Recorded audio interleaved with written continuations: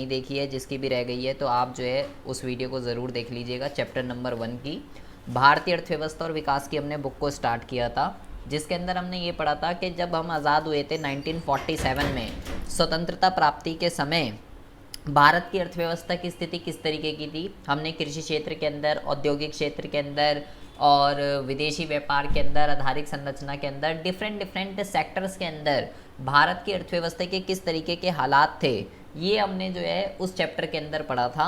तो अगर आपका कुछ रह गया है नेहा, आप वीडियो देख लीजिएगा, मैंने इसमें भेज दिया है। वैसे उसका अब चैप्टर नंबर 2 से कोई लिंक नहीं है। तो हमें जो है चैप्टर नंबर 2 हम स्टार्ट कर रहे हैं। चैप्टर नंबर 2 का जो नाम है, टी.आर. जैन की बुक है, और अगर आपके पास संदीप गर्ग है, एनसीईआरटी है, कोई दिक्कत वाली बात नहीं है। चैप्टर नंबर 2 का जो नाम है, ये है आपका भारत में पंचवर्षीय योजनाएं, लक्ष्य तथा प्राप्तियां। या आपके पास अगर संदीप गर्ग वगैरह की बुक है तो भारतीय अर्थव्यवस्था लिखा होगा 1950 से लेके 1990 तक, तो एक ही, कोई दिक्कत वाली बात नहीं है, बस अलग अलग राइटर में अलग अलग जगह आपको मिल जाएगा।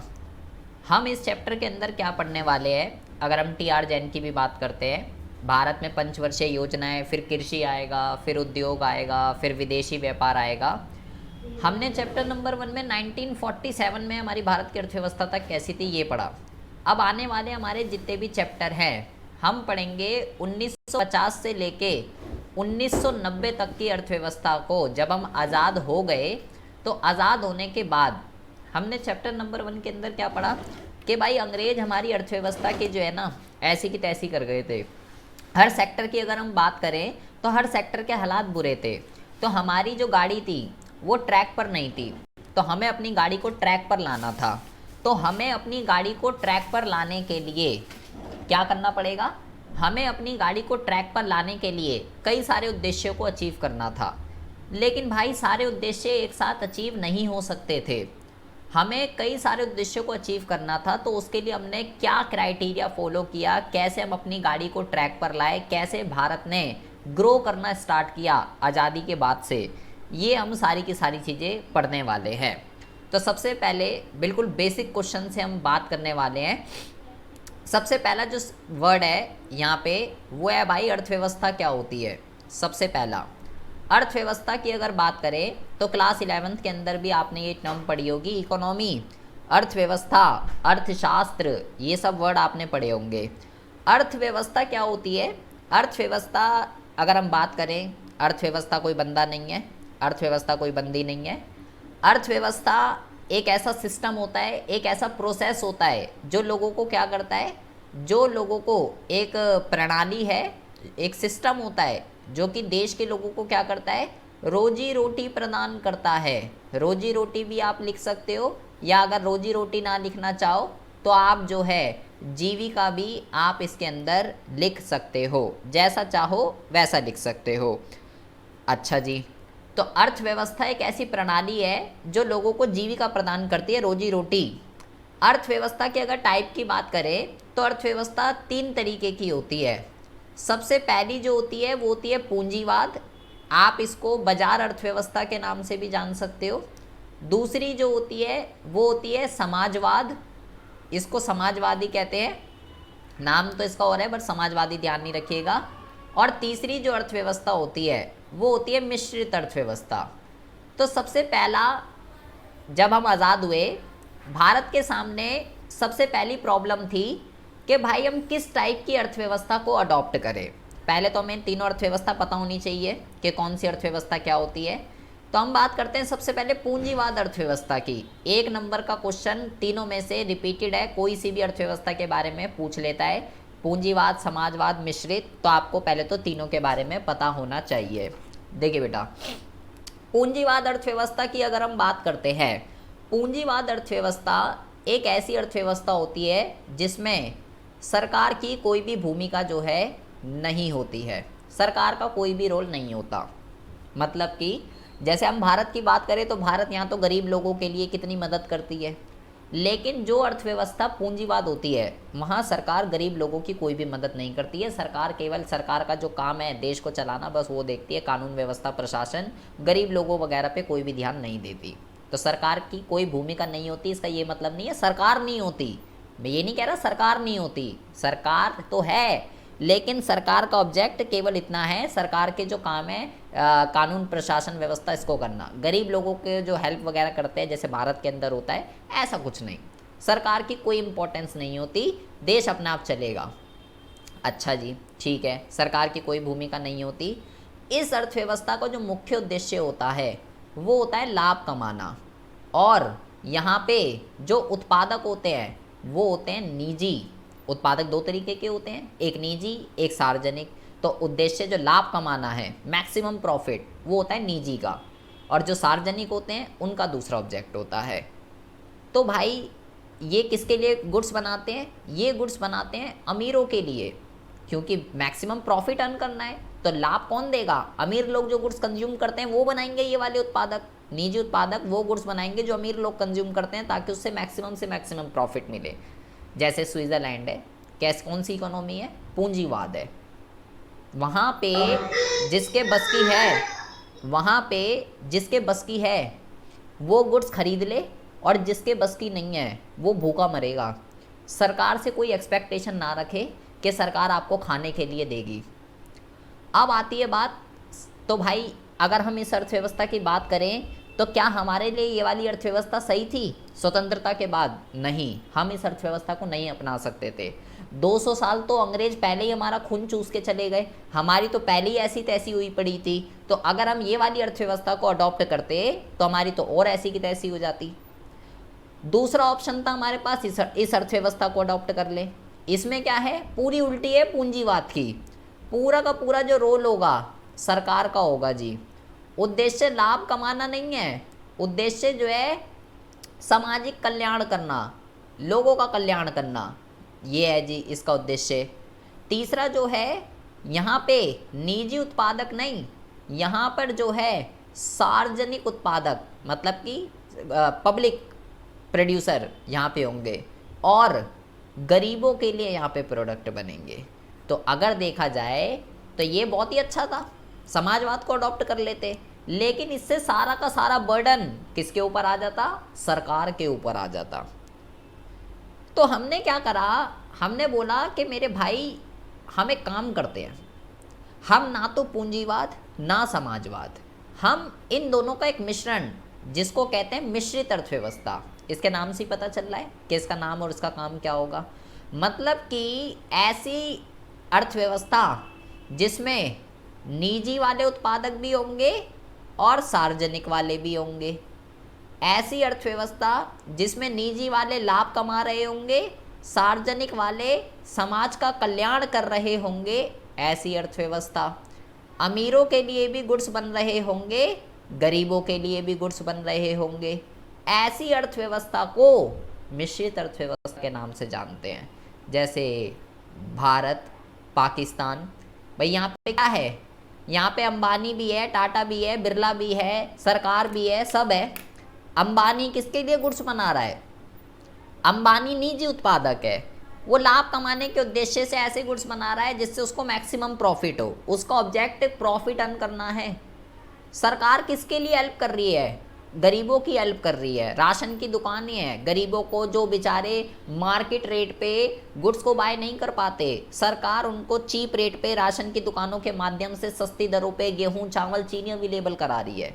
तो दोनों ही टाइप के प्रोड्यूसर यहाँ पे उपलब्ध है। रेल है, रेल सेक्टर सरकार ने अपने लिए रिजर्व कर रखा है कि जी इस रेल सेक्टर के अंदर मैं ही लोगों को सर्विस दूंगी। रेल कोई प्राइवेट है? रेल तो सरकारी है, सरकार उपलब्ध करा रही है ना आपको इतनी चीप रेट पे। आज हम इतनी सस्ती दर पे 150 रुपये, 200 रुपये, 500 रुपये की टिकट में एक जगह से दूसरी जगह पे पहुंच जाते हैं।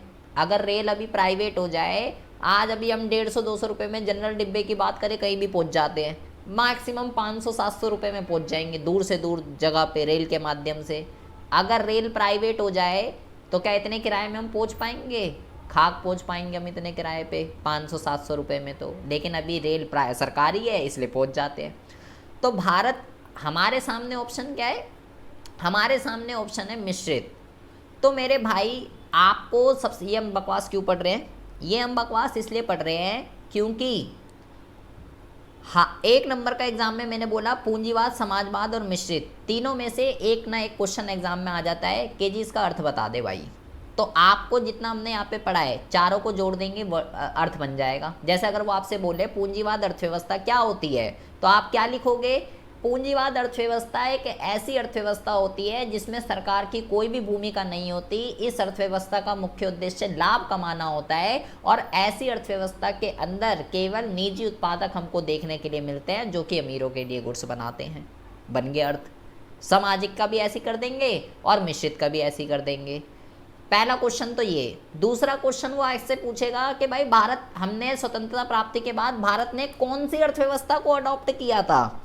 तो आपको ये ध्यान रखना है, भारत की जो अर्थव्यवस्था है ये भारत की अर्थव्यवस्था है। हमारी अर्थव्यवस्था मिश्रित अर्थव्यवस्था है। हमारी पूंजीवाद नहीं है, हमारी समाजवाद नहीं है, हमारी मिश्रित अर्थव्यवस्था है। ठीक है जी, हमने मिश्रित अर्थव्यवस्था को बना दिया। हमने देख लिया कि जी क्या करना है। मिश्रित अर्थव्यवस्था बना ली। ये दोनों तरीके के प्रोड्यूसर हमको देखने के लिए मिलेंगे। अब अगली प्रॉब्लम क्या थी? अब जरा बेटा ध्यान से सुनेंगे। अगली प्रॉब्लम क्या थी? अगली प्रॉब्लम ये थी कि भाई हमारे को अंग्रेज हमारी ऐसी तैसी करके चले गए थे, तो हमें कई सारे उद्देश्य को एक साथ अचीव करना था। लेकिन वो सारे उद्देश्य बेटा एक साथ अचीव नहीं हो सकते थे। आज भी हमें 75 साल हो गए आज़ाद हुए, गरीबी नहीं दूर कर पाए, हम बेरोजगारी नहीं दूर कर पाए। तो ये ऐसे उद्देश्य हैं जो लॉन्ग रन में अचीव होने वाले हैं। अगर आप चाहते हो अभी अचीव हो जाए 1 साल के अंदर अंदर, नहीं हो सकते भाई। या अभी 75 साल हो गए अब नहीं हुए तो 1 साल में क्या होंगे? तो कई सारे ऐसे उद्देश्य थे जो कुछ शॉर्ट रन के थे, कुछ लॉन्ग रन के थे। तो सारे उद्देश्य एक साथ अचीव नहीं हो सकते थे। तो हमने क्या करा, उन उद्देश्यों को डिवाइड कर दिया कि भाई एक काम करते हैं, एक पर्टिकुलर टाइम पीरियड में हम क्या करेंगे, इन उद्देश्यों को अचीव करेंगे। मतलब कि लाइक आने वाले 5 सालों में हमें जो है इस उद्देश्य पे फोकस करना है, देन आने वाले 5 सालों में इन उद्देश्य पे फोकस करना है, देन आने वाले 5 सालों में इन उद्देश्य पे फोकस करना है। ऐसे हमने अपने उद्देश्य को टाइम पीरियड में डिवाइड कर दिया कि भाई आने ऐसे। और इसको हम किस नाम से जानते हैं? इसको हम पंचवर्षीय योजनाओं के नाम से जानते हैं। पंचवर्षीय योजना। अच्छा जी, तो 5 ईयर प्लान का मीनिंग क्या है कि आने वाले 5 सालों में एक अर्थव्यवस्था किस उद्देश्य को अचीव करने वाली है, इट्स कॉल्ड 5 ईयर प्लान। हमारे दिमाग में ये आइडिया कहाँ से आया कि भाई हमारे को बहुत सारे ऑब्जेक्टिव को अचीव करना है, तो हम एक काम करते हैं, हम ना ऐसे 5-5 सालों में अपने उद्देश्य को डिवाइड कर लेते हैं। ये आइडिया हमारे पास जो है कहाँ से आया? आपको ध्यान रखना है, क्वेश्चन आपसे पूछेगा कि भाई, बहुत ही ज़्यादा ध्यान से सुनेंगे, एक वर्ड को हम यहाँ पे इंट्रोड्यूस कर रहे हैं जिसका नाम है आर्थिक नियोजन। इकोनॉमिक प्लानिंग किस चीज़ को कहते हैं? ये 1 मार्क्स में रिपीटेड क्वेश्चन है, बहुत बारी पूछा जाता है। आर्थिक नियोजन। आर्थिक नियोजन क्या करेगा? आर्थिक नियोजन का मतलब क्या होता है? मैंने बोला आर्थिक नियोजन का मतलब है हम क्या करेंगे, एक ऑर्गेनाइजेशन बनाएंगे। वो ऑर्गेनाइजेशन क्या करेगी? वो ऑर्गेनाइजेशन ये देखेगी कि मेरे भाई एक पर्टिकुलर टाइम में, लाइक आने वाले 5 सालों के अंदर एक पर्टिकुलर टाइम में हमें किन किन उद्देश्यों को, किन किन ऑब्जेक्टों को हमको अचीव करना है। वो ऑर्गेनाइजेशन क्या करेगी, एक पर्टिकुलर टाइम में मुझे किन किन उद्देश्यों को पूरा करना है। अब उद्देश्य को पूरा करने के लिए क्या चाहिए? उद्देश्य को पूरा भाई मैं कह रहा हूँ बेरोजगारी दूर करनी है, अबे तो बेरोजगारी संसाधन चाहिए ना पूरा करने के लिए। अबे तो बेरोजगारी दूर करनी है तो आपको इंडस्ट्रीज वगैरह लगानी पड़ेगी, देश के अंदर निवेश करना पड़ेगा, तो संसाधन भी तो चाहिए ना किसी पर्टिकुलर ऑब्जेक्ट को अचीव करने के लिए। तो संसाधन होते हैं सीमित, और जब हम आज़ाद हुए थे तो हमारी तो पहली ऐसी की तैसी हुई पड़ी थी। तो ये ऑर्गेनाइजेशन क्या करेगी, अपने देश के सीमित संसाधनों को देखते हुए कि भाई हमारे पास तो अभी हालत भी गंभीर है, सीमित संसाधनों को देखते हुए आने वाले 5 सालों में मुझे क्या अचीव करना है, ये ऑर्गेनाइजेशन वो काम करेगी। उसके लिए क्या करेगी? उसके लिए ये योजनाएं बनाएगी। स्ट्रैटेजीज बनाएगी, प्लान बनाएगी। उस चीज़ को ये जो हमने यहाँ बकवास पढ़ी है। सर आपकी आवाज़ थोड़ी कट रही है। आवाज़ कट रही है क्या? No sir. आवाज़ तो नहीं, नो सर, नेट का इशू होगा अक्षिता एक बारी। तो ये जो हमने यहाँ पे पढ़ा कि भाई एक निश्चित समय के अंदर देश के संसाधनों को ध्यान में रखते हुए हमें किन किन उद्देश्यों को अचीव करना है, वो ऑर्गेनाइजेशन वो काम करेगी, उसके लिए प्लान्स बनाएगी। It's called economic planning. वो आर्थिक नियोजन है। ये एक नंबर का बहुत बारी आता है। लेकिन तो हमने क्या करा, ये आइडिया कहाँ से आया हमारे पास कि ऐसे कर लेंगे और आने वाले 5 सालों में ये ऑब्जेक्ट, तो ये क्वेश्चन आपसे पूछता है। तो आपको ये ध्यान रखना है कि मेरे भाई ये आइडिया, वो पूछेगा भारत के पास किस देश से ये जो है आइडिया आया, तो आपके पास आर्ट्स के आप स्टूडेंट हो, आपने वहाँ पे भी पढ़ा होगा। तो उस देश का नाम क्या है? सोवियत संघ। आपने नाम पढ़ा होगा पॉलिटिकल के अंदर, अगर आपने अभी पढ़ाई वगैरह स्टार्ट हुई हुई है स्कूल के अंदर। हाँ जी। तो आपको क्या ध्यान रखना है, ये जो आइडिया है, ये जो हम इकोनॉमिक प्लानिंग की हम ये जो यहाँ बात कर रहे हैं, ये आइडिया हम यहाँ पे लिख लेते हैं सोवियत संघ। सोवियत संघ ये आइडिया 1928 में ही अडॉप्ट कर चुका था। ये ध्यान रखना है आपको, 1928 में ही अडॉप्ट कर चुका था। ठीक है, यूएसएसआर कहते हैं इसको इंग्लिश में। तो और 1928, और हमने कब करा? हमने इस चीज़ को अडॉप्ट करा 1950 में। मतलब वो तब तक 22 साल कंप्लीट कर चुका था, उसके सक्सेसफुल 22 साल कंप्लीट हो चुके थे। तो जब भारत ने ये देखा कि यार सोवियत संघ 22 साल बढ़िया मस्त चल रहा है, उसका आइडिया ये सही प्लान काम कर रहा है, तो हमें भी कुछ ऐसा करना चाहिए। तो सोवियत संघ की सफलता को देखते हुए ही भारत ने भी इस आइडिया को अडॉप्ट किया था। बस एक डिफरेंस है कि सोवियत संघ पूंजीवाद अर्थव्यवस्था थी और हमारी मिश्रित अर्थव्यवस्था है, वो पूंजीवाद थी या समाजवाद, सॉरी समाजवाद सॉरी, हाँ समाजवाद, और हमारी मिश्रित। तो बस यही डिफरेंस है। तो हम वो उसकी सफलता को देखते हुए हमने बोला हमें भी ऐसा ही करना है। तो हमने 1900। Hello sir. हाँ जी सर आपने पूंजीवाद व्यवस्था बता दी, इसी करने में पूरा सीट युद्ध हो गया। हाँ, पूंजीवाद अर्थव्यवस्था बता दी, उसमें क्या हो गया? सर जैसे आपने इसकी पूंजीवाद अर्थव्यवस्था बता दी ना। हाँ हाँ सर ये समाजवाद की अर्थव्यवस्था थी, इसी के में पूरे शीत युद्ध में ना मुठभेड़ हुई थी अमेरिका और के बीच विचारधारा की। हाँ, तो क्या क्वेश्चन क्या है आपका, बोलो ना। बता रहे हो, क्वेश्चन पूछ रहे हो। हाँ हाँ ठीक है, वो मुझे बताना, मुझे लगा कोई पूछ रहा है। तो अब ज़रा सुनिए।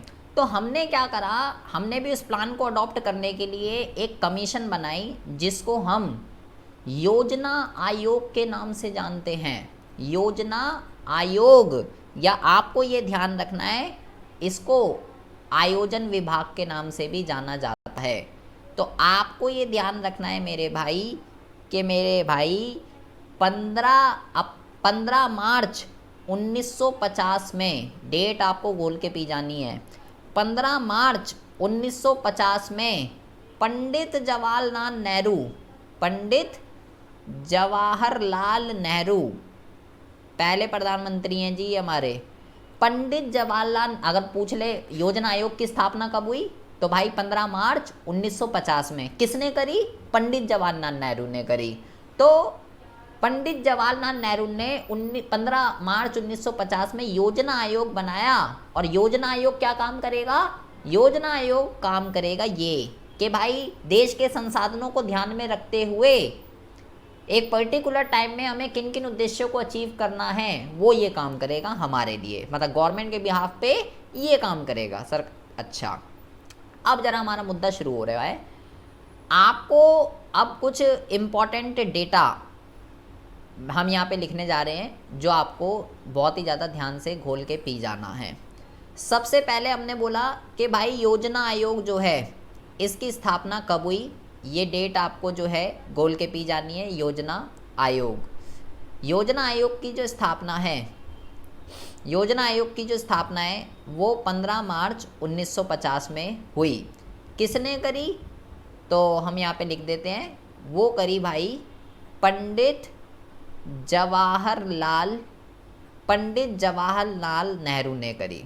ये आपको गोल कर पी जाना है। अच्छा जी, ठीक है।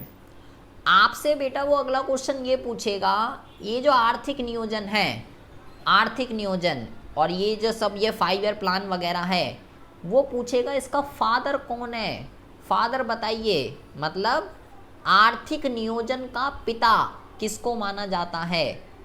आर्थिक नियोजन का पिता किसको माना जाता है? आर्थिक नियोजन का पिता कह लीजिए, या आप इसको जो है योजना का जनक भी कह सकते हो। जनक, जनक का मतलब जिसने इसको जन्म दिया। योजना का जनक, जनक भी कह सकते हो या आर्थिक नियोजन का पिता भी कह सकते हो। मोस्ट इंपॉर्टेंट क्वेश्चन है 1 नंबर का। तो आपको ये ध्यान रखना है, बहुत ही छोटा सा नाम है पर्सन का। पर्सन का नाम है मोक्ष गुंडम। हम यहाँ पे लिखते हैं मोक्ष गुंडम, ठीक है। और यहाँ पे हम लिख लेते हैं, 1 मिनट रुकिएगा ज़रा। अब प्रोनाउंसिएशन आप कर लीजिएगा, क्या है, मेरे से तो इसकी प्रोनाउंसिएशन होती नहीं है।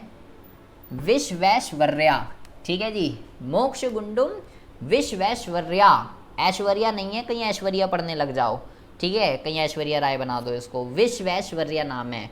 तो अगर आपसे वो पूछे कि मेरे भाई आर्थिक नियोजन का जनक कौन है, या योजना का आर्थिक नियोजन का पिता कौन है, या योजना का जनक कौन है, तो आपको ये नाम जो है ध्यान रखना है। ये योजना का जनक है, मतलब फर्स्ट 5 ईयर प्लान ये कह सकते हो, या ये सब कुछ आर्थिक नियोजन इकोनॉमिक प्लानिंग का जो आइडिया है वो किसके दिमाग में आया? इसके। उसके बाद वो आपसे क्वेश्चन बोलेगा, चलो ये तो पिता बन गए, पहला तो इसका हो गया। उसके बाद आप अब अगले दूसरा, तीसरा, चौथा, पांचवा, आगे के जितने भी प्लान आए, अगला वो आपसे क्वेश्चन पूछेगा कि भाई योजना का शिल्पकार, शिल्पकार कहते हैं आर्किटेक्ट को। आपको ध्यान रखना है बेटा, ये शिल्पकार है, वो जनक है। शिल्पकार अलग है, जनक अलग है। ये पिता और जनक है, ये मोक्ष गुंडम। अब वो पूछ रहा है योजना का शिल्पकार। शिल्पकार का मतलब होता है आर्किटेक्ट। आर्किटेक्ट कौन होते हैं? जो घर का नक्शा बनाते हैं, उन्हीं को कहते हैं आर्किटेक्ट। तो आर्किटेक्ट किसका? योजना का, मतलब कि जिसने योजनाओं का मैप बनाया होगा कि हाँ जी ऐसे ऐसे चलेगा सब कुछ, दूसरे 5 ईयर प्लान का या और उससे आगे का, वो पूछ रहा है उसका नाम बताओ। तो उसका नाम क्या है?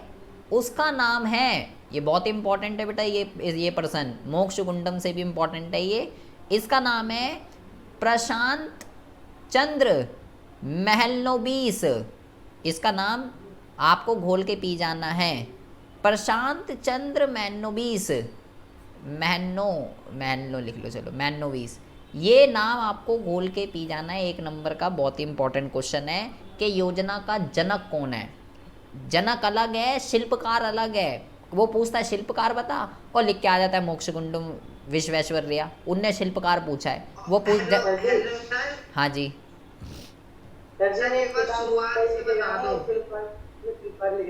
एक मिनट रुको, नरेश आप क्या कह रहे हो?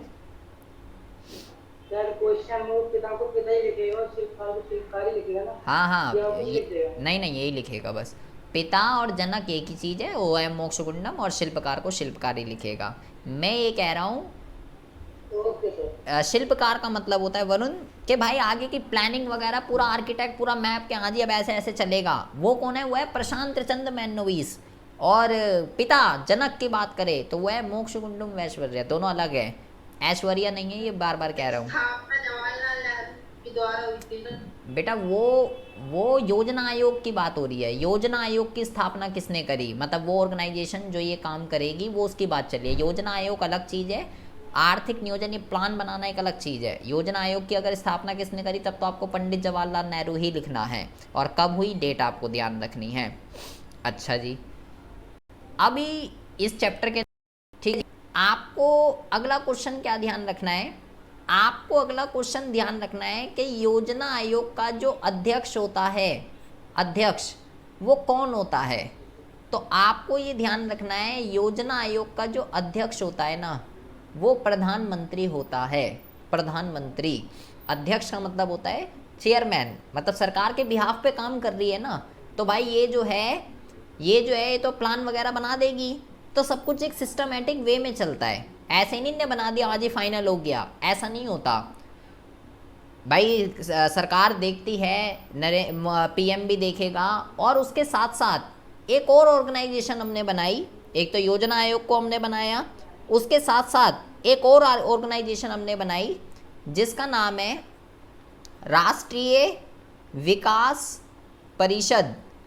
राष्ट्रीय विकास परिषद, नेशनल डेवलपमेंट काउंसिल कहते हैं इसको, एनडीसी, नेशनल डेवलपमेंट काउंसिल। इसको भी हमने बनाया 6 अगस्त 1952। बेटा ये डेटा सारा आपको घोल के पी जाना है, मैं दोबारा से भेज दूंगा, मैंने ऑलरेडी भेज रखा है, नया आपके पास नहीं होगा, मैं आपको भेज दूंगा। ये सारा डेटा ध्यान रखना है, 1 मार्क के पॉइंट ऑफ व्यू से बहुत ही इंपॉर्टेंट चीज़ें हैं। आप बहुत बारी आ जाता है, बताइए एनडीसी की स्थापना कब हुई। सर जो आपने भेजे हुए हैं मतलब ग्रुप पे उसी में है ना ये? हाँ ये सब उसमें हैगा। तो भाई ये भी ऑर्गेनाइजेशन हमने बनाई। ये क्या होता है, पहले वो प्लान बनाएगा, एनडीसी भी देखेगा, प्रधानमंत्री देखेगा, पार्लियामेंट में जाएगा, पास होगा, तब जाके कोई प्लान पास होता था। तो राष्ट्रीय विकास परिषद कब बना ये आपको ध्यान रखना है। योजना आयोग कब बना ये आपको ध्यान रखना है। योजना आयोग का अध्यक्ष कौन होता है ये आपको ध्यान रखना है। नया राष्ट्रीय विकास परिषद के अंदर मैंने ये बोला कि योजना आयोग तो प्लान बना देगा, लेकिन और अच्छी तरीके से उसको फाइनलाइज किया जाए तो नेशनल डेवलपमेंट काउंसिल भी, जो योजना आयोग ने जो प्लान बनाया है उसको ये कह सकते हो एनालाइज वगैरह काम एनालाइज करने का काम करता है कि कुछ उसके अंदर कुछ चेंजेस वगैरह करने की रिक्वायरमेंट वगैरह तो नहीं है, और उसको और बेटर जो है किस तरीके से बनाया जा सकता है वो राष्ट्रीय विकास परिषद काम करता है। तो वो हमने उसको उस ऑर्गेनाइजेशन को 6 अगस्त 1952 में हमने उसको स्टैब्लिश किया कि थोड़ा रेक्टिफाई हो जाए, क्लियर हो जाए कि हाँ जी ठीक है, इसमें कोई इस प्लान में कोई दिक्कत नहीं है, आगे इसको पार्लियामेंट में भेजो और पास करवा के इसको लागू करवाइए। अगला वो आपसे क्वेश्चन पूछेगा कि भाई योजना आयोग का अध्यक्ष कौन है, ये हमने पढ़ लिया। अब होगा क्या, अब आपको ये ध्यान रखना है भाई 1950 में हमने ऑर्गेनाइजेशन बना ली पंडित जवाहरलाल नेहरू ने, अब हमें प्लान बने, तो आपको वो क्वेश्चन बोलेगा कि भारत ने पहली पंचवर्षीय योजना कब लागू करी थी मेरे भाई, डेट बता दे, उसका टाइम पीरियड क्या था। तो आपको ये ध्यान रखना है भारत ने अपना पहला 5 ईयर प्लान 1 अप्रैल 1951 से लेके 31 मार्च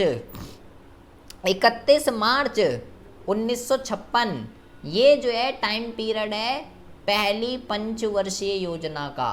पहली पंचवर्षीय योजना भारत ने 1 अप्रैल 1951 में लागू करी थी। पहली पंचवर्षीय योजना कब लागू हुई थी, 1 अप्रैल 1951 में।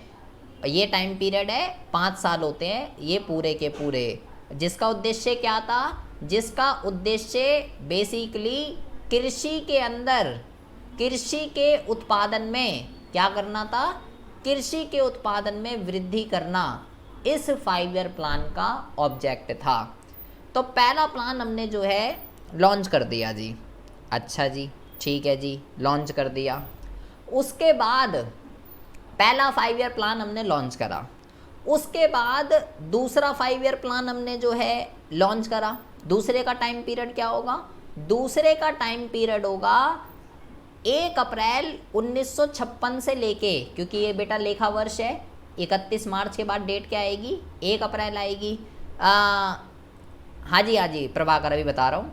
अगला प्लान जो है 1 अप्रैल 1956 से लेके 31 मार्च 1961, ये आएगा आपका दूसरा टाइम पीरियड। बेटा बहुत ही ज़्यादा ध्यान से सुनेंगे, ये कौन सी, ये किसका टाइम पीरियड है, ये टाइम पीरियड है दूसरी पंचवर्षीय योजना का। दूसरी पंचवर्षीय योजना आपको ये ध्यान रखना है, इसके ऊपर क्वेश्चन आता है रिपीटेड, बोलेगा जी दूसरी पंचवर्षीय योजना इसमें से किसके मॉडल पर आधारित है, मतलब कि इस वाले 5 सालों में हमको ये ऑब्जेक्ट अचीव करना है, तो कौन सा इकोनॉमिस्ट है जिसने मॉडल बताया होगा कि ऐसे ऐसे चलो। तो आपको ये ध्यान रखना है बेटा, दूसरी पंचवर्षीय योजना जो है वो जो है प्रशांत चंद्र मैनोबिस, जो अभी पर नाम पढ़ के आए हैं, प्रशांत चंद्र मैनोबिस, क्या नाम था यार उसका, महलनोबिस, एक तो नाम इनके छोटे छोटे हैं, महलनोबिस। आपको ये ध्यान रखना है कि दूसरी पंचवर्षीय योजना प्रशांत चंद्र मैनोबिस के मॉडल पर आधारित थी।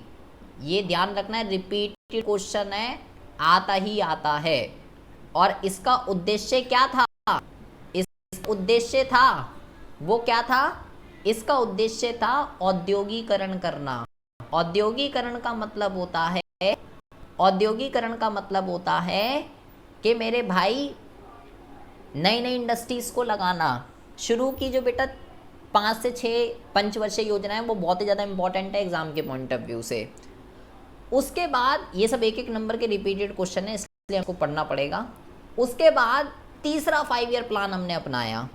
तीसरा 5 ईयर प्लान हमने जब अपनाया, उसका टाइम पीरियड था 1 अप्रैल 1961 से लेके 31 मार्च 1966। ये जो है तीसरे का टाइम पीरियड है, तीसरे 5 ईयर प्लान का। तो आपको ये ध्यान रखना है कि ये जो तीसरा 5 ईयर प्लान है, इसका जो भी उद्देश्य था उसको छोड़िए, इस योजना को आपको ये ध्यान रखना है कि वो आपसे बोलेगा इसमें से कौन सी योजना को, आपको ये ध्यान रखना है इस योजना को गैडगिल योजना के नाम से जाना जाता है। गाडगिल कह सकते हो, गैडगिल कह सकते हो, कुछ भी प्रोनाउंसिएशन कर सकते हो। तीसरी योजना को गाडगिल योजना के नाम से या गैडगिल योजना के नाम से जानते हैं। अब क्वेश्चन ये है, ये कौन सी वो है जी रामायण कथा, गैडगिल योजना। गैडगिल योजना का क्या मतलब है? गैडगिल एक पर्सन का नाम था जिसने एक फॉर्मूला इवेंट किया जिसको गैडगिल फॉर्मूला कहते हैं कि देश की डेवलपमेंट किस तरीके से की जा सकती है, इसको अप्लाई कीजिए। इसलिए तीसरी योजना को गैडगिल योजना के नाम से जानते हैं। तो आपको बोलेगा जी इसमें से कौन सा 5 ईयर प्लान को गैडगिल योजना कहते हैं, तो आपको ये ध्यान रखना है तीसरी योजना जो है वो गैडगिल योजना के नाम से जानी जाती है। बट आपको ये ध्यान रखना है बेटा कि जो ये तीसरी योजना थी ये फेल हो गई थी। फेल का मतलब क्या होता है?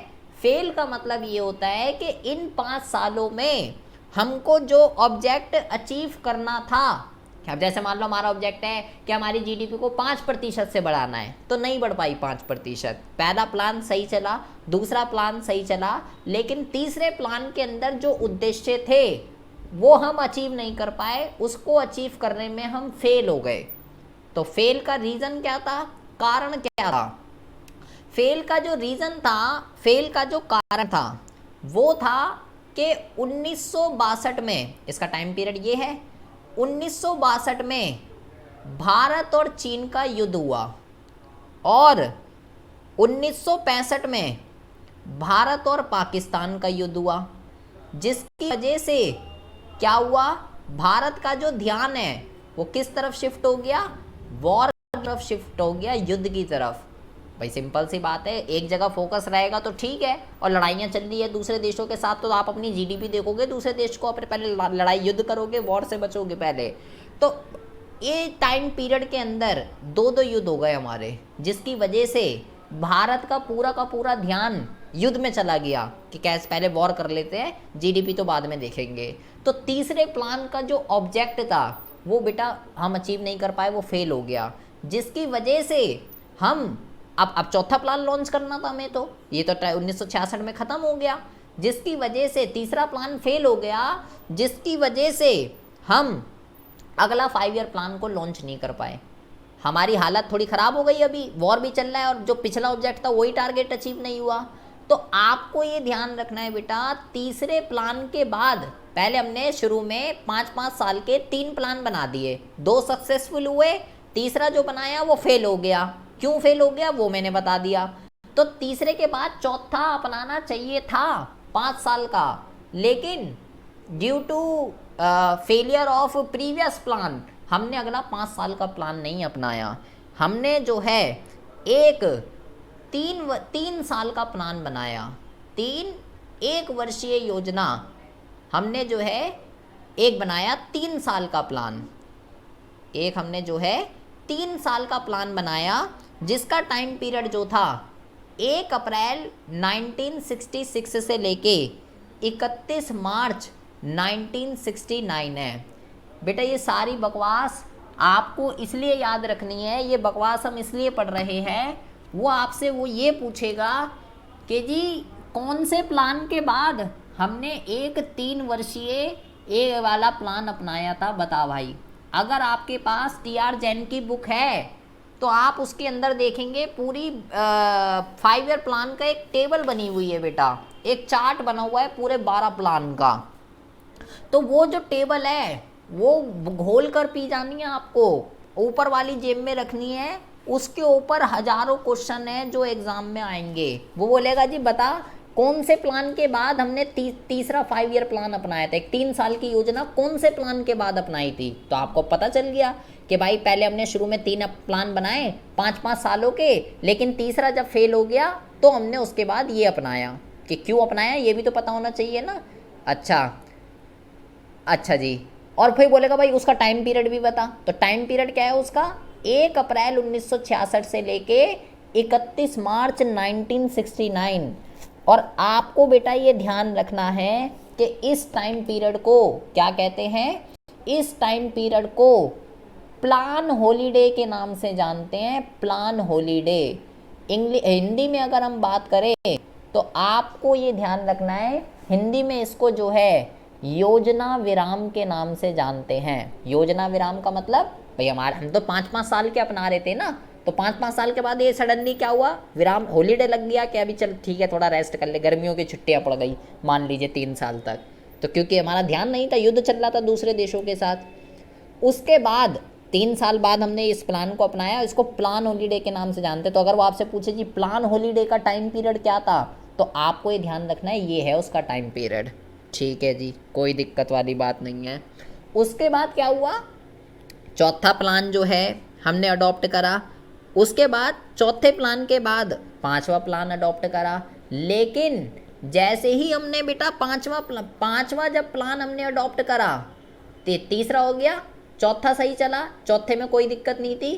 5वां जब हमने अडॉप्ट करा, 5वां, तो 5वें का जो टाइम पीरियड था, 5वें उसका 5 ईयर का, वो था 1 अप्रैल 1974 से लेके 31 मार्च 1979।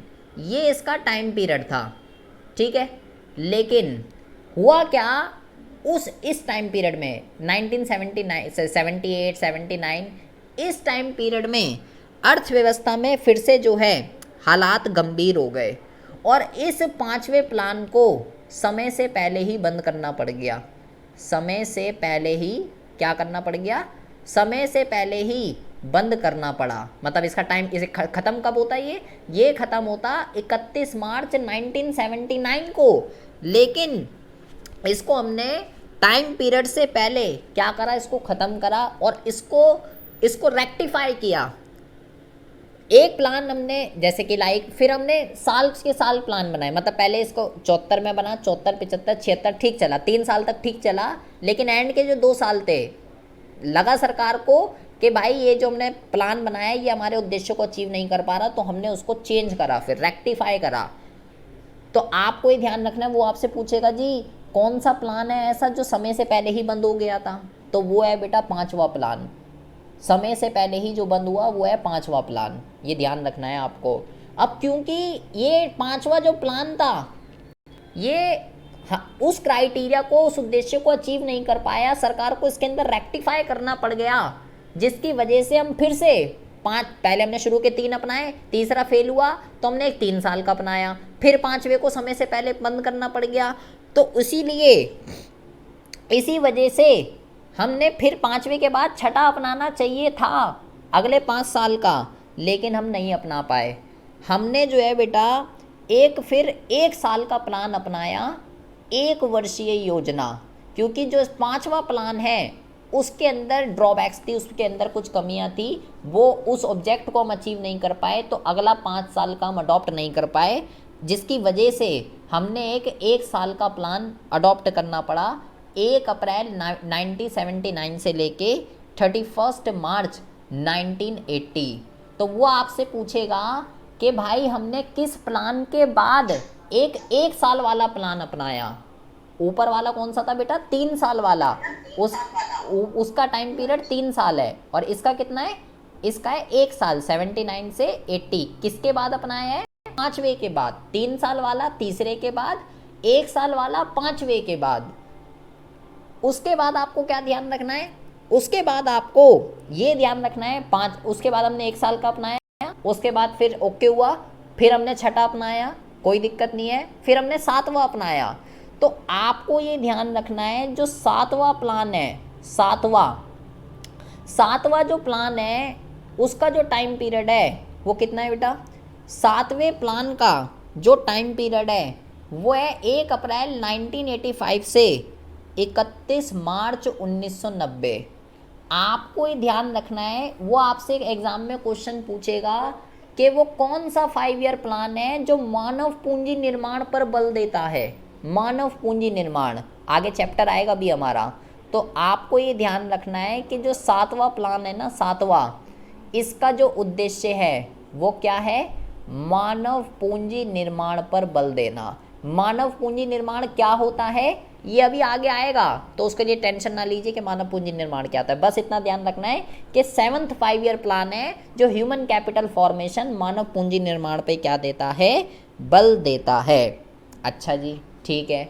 लेकिन 7वें के बाद फिर क्या हुआ? 1990 में अर्थव्यवस्था के अंदर बहुत ही ज़्यादा तेज़ी चल रही थी, बहुत ही ज़्यादा तेज़ी। और उसके बाद 1990 के बाद बहुत ही ज़्यादा तेज़ी चल रही थी, और उसके बाद जो है बेटा, अगर आपको याद है 1990 में हमारे हालात ख़राब हो गए। अभी हम आने वाले चैप्टरों के अंदर हम पढ़ेंगे 1990 में भारत की अर्थव्यवस्था बहुत ही गंभीर सिचुएशन में आके खड़ी हो गई। अभी हम पढ़ेंगे ये जो बकवास पढ़ रहे हैं कि ये हमने ये प्लान अपनाया, तो हमने ये 40 सालों में जिस स्ट्रैटेजी पर चले वही स्ट्रैटेजी हम पर भारी पड़ गई, और 40 सालों के बाद 1990 तक आते आते हमारे हालात बहुत ही ज़्यादा गंभीर हो गए। हमारे पास पैसों की कमी पड़ गई, विदेशी पूंजी की कमी पड़ गई, जिसकी वजह से अर्थव्यवस्था बहुत ही भयंकर सिचुएशन में आ गई, और सरकार को अपने डिसीजन को वापस लेना पड़ा कि जिस स्ट्रैटेजी पे हम चल रहे हैं, जिस ट्रैक पर हम चल रहे हैं, वो ट्रैक गलत है, वो ट्रैक फॉलो नहीं हो सकता, हमें उस ट्रैक को चेंज करना पड़ेगा। जिसके बाद हमने 1991 में LPG, उदारीकरण, निजीकरण, वैश्वीकरण, जो इस चैप्टर को जानते हैं हम, अभी आगे आएगा, उसको हमें अडॉप्ट करना पड़ा, जिसकी वजह से हम 7वें के बाद हमें 8वां लॉन्च करना चाहिए था, अगला 5 साल वाला, लेकिन हम नहीं कर पाए क्योंकि 1990 में हमारी हालात बहुत ही ज़्यादा ख़राब हो गई। तो 7 के बाद हमने क्या करा? एक 2 साल का प्लान अडॉप्ट किया, जिसका टाइम पीरियड क्या था? 1990 से लेके 31 मार्च 1992। ये जो है इसका टाइम पीरियड है, ये 2 वर्षीय का है। तो आपको बेटा 3 क्वेश्चन ध्यान रखने हैं। पहला, 3 साल वाला प्लान कौन से प्लान के बाद बनाया, कौन से प्लान के बाद हमने अडॉप्ट करा, और उसका टाइम पीरियड क्या है। मैंने बताया आपको कि क्यों अडॉप्ट करना पड़ गया। हमारी मजबूरी थी, हमें शौक नहीं आ रहा, हमारी मजबूरी थी कि अर्थव्यवस्था में सिचुएशन ऐसी हो गई जिसकी वजह से हम अगला 5 साल का लॉन्च ही नहीं कर पाए। फिर 3 के बाद फिर करा 1 साल का, कौन से के बाद? 5वें के बाद, क्योंकि 5वां फेल हो गया था। और 5वें के बाद 7वां में क्या हुआ? अर्थव्यवस्था के 1990 में हमारी हालत ख़राब हो गई थी। अभी हम पढ़ेंगे चैप्टर में कि क्या हुआ था, ऐसा क्या हालत ख़राब हो गई थी हमारी। 1990 में फिर हालत ख़राब हो गई, तो फिर हम लॉन्च नहीं कर पाए, फिर हमने एक 2 साल का प्लान अडॉप्ट करा। तो ये 3, 1 और 2 इनके टाइम पीरियड ध्यान रखने हैं और किसके बाद अडॉप्ट किए ये आपको ध्यान रखना है। तो ऐसे करते करते अब बेटा बहुत ही ज़्यादा ध्यान से सुनेंगे, ये सारे क्वेश्चन 1 मार्क्स के बहुत ही इंपॉर्टेंट क्वेश्चन हैं। ऐसे करते करते हम जो है प्लान को अपनाते गए और अब तक 5 ईयर की प्लान की बात करें बेटा, अगर 5 ईयर की, तो आपको ये ध्यान रखना है कि भाई भारत जो है अब तक मैं केवल 5 ईयर की बात कर रहा हूँ, 12 पंचवर्षीय योजना अपना चुका है। वो आपसे क्वेश्चन पूछेगा कि भारत अब तक कितने 5 ईयर प्लान अपना चुका है 1951 से लेके अब तक। तो भारत अब तक 12 पंचवर्षीय योजना अपना चुका है। तो 12वें का जो टाइम पीरियड है वो क्या है बेटा, 12वें प्लान का जो टाइम पीरियड है वो है आपका 1 अप्रैल 2012 से लेके 31 मार्च 2017। ये जो है 12वें प्लान का टाइम पीरियड है। अब बेटा क्वेश्चन शुरू होंगे, एक से एक क्वेश्चन। क्या क्वेश्चन है कि मेरे भाई ठीक है 12 प्लान हमने लॉन्च कर लिए, अबे तो 2017 के बाद क्या हुआ, 2017 के बाद क्या दिक्कत आ गई कि 18, 19, 20 में, अब यूँ मत कहना कोरोना आ गया था, कोरोना तो 20 में आया है, 18 की बात चल रही है यहाँ पे, 17 की बात चल रही है, कोरोना तो 20 में आया है। तो 12वां जो प्लान था वो उसका टाइम पीरियड ये था, लेकिन तभी हमारे मोदी जी का दिमाग घूम गया 1 जनवरी 2015 में। उन्होंने बोला कि ये जो योजना आयोग है ये अब बुढ़ा हो चुका है, क्योंकि कब से बना हुआ है 1950 से, कितने साल हो गए थे, 50 तो उधर लगा लो और 50 उधर लगा लो और 2015 ये हो गया, 65 साल हो गए थे योजना आयोग को बने हुए 2015 से। तो मोदी को ये रियलाइज़ हुआ कि भाई अब चेंज की नीड है, इसकी उम्र हो चुकी है, अब ये अपने जैसे ही काम कर रहा है। तो मोदी ने क्या करा, मोदी कह रहा हूँ मोदी ने जो है योजना आयोग का नाम ही बदल डाला, कुछ नया लेके आया, कुछ ट्विस्ट लेके आया कि जी अब से योजना आयोग को एक नई ऑर्गेनाइजेशन बनाई जाएगी, नए आइडिया के साथ भारत को ट्रांसफॉर्म करने का काम किया जाएगा, जिसको अब हम नीति आयोग के नाम से जानेंगे जी, नीति आयोग। तो मोदी ने क्या करा, 1 जनवरी 2015 को योजना आयोग का नाम ही बदल डाला कि जी अब एक नई ऑर्गेनाइजेशन का स्टैब्लिशमेंट हो रही है जिसका नाम है नीति आयोग। तो आपको 2 क्वेश्चन यहाँ पे बन गए, योजना आयोग का नया नाम क्या है, तो आप बोलोगे नीति आयोग, या योजना आयोग को किसने प्रतिस्थापित किया, किसने बदल डाला, तो नीति आयोग। और नीति आयोग की स्थापना कब हुई, 1 जनवरी 2015।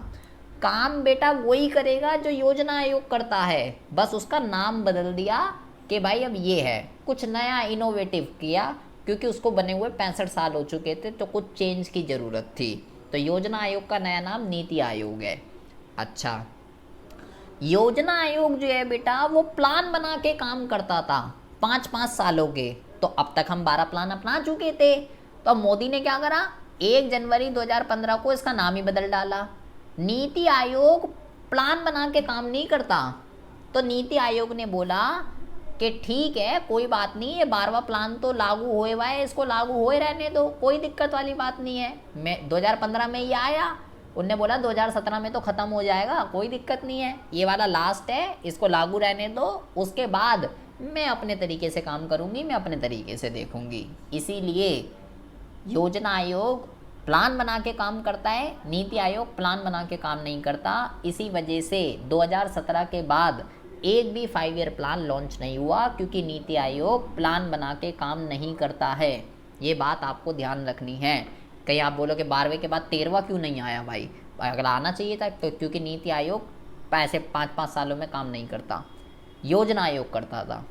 तो वो आपसे बोलेगा जी मेरे भाई ये जो नीति आयोग है, नीति, इसकी फुल फॉर्म बता, इसकी फुल फॉर्म क्या है, इसकी फुल फॉर्म है, ये ऐसे ही नहीं नाम रख दिया नीति। नीति कोई लड़की का नाम नहीं है, कहीं सोचो किसी लड़की का नाम है नीति पीती, कहीं सोचो कि मोदी की कोई जानने वाली है। तो नीति का जो नाम है आपको ये ध्यान रख है जी क्या नाम है, क्योंकि मोदी जी से इतनी नफरत। मोदी जी से इतनी नफरत? मोदी जी से यार इतनी नफरत इसलिए है यार, कुछ कर नहीं रहा यार देश के लिए यार।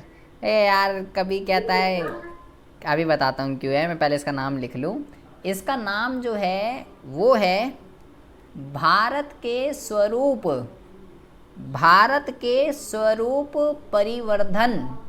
इसका नाम है हिंदी में भारत के स्वरूप परिवर्धन हेतु राष्ट्रीय संस्थान, हेतु राष्ट्रीय संस्थान, हेतु राष्ट्रीय संस्थान। ये जो है इसका नाम है हिंदी में। और इंग्लिश में अगर बात करें, हिंदी में तो थोड़ा नाम अजीब है, अब हिंदी में तो नाम होते ही हैं अजीब। इंग्लिश में अगर बात करें तो इसका नाम है नेशनल इंस्टीट्यूशन ट्रांसफॉर्मेशन इंडिया।